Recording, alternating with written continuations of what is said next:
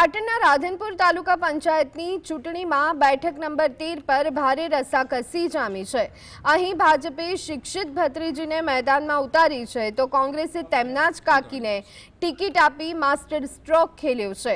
એક જ પરિવારની બે મહિલાઓ વચ્ચેના આ જંગે સમગ્ર પંથકમાં ચર્ચા જગાવી છે। બીજી તરફ અરજણસર બેઠક પર કોંગ્રેસે નિવૃત્ત શિક્ષકને ઉમેદવાર બનાવ્યા, જેમણે 100થી વધુ યુવાનોને સરકારી નોકરી આપવામાં મદદ કરી।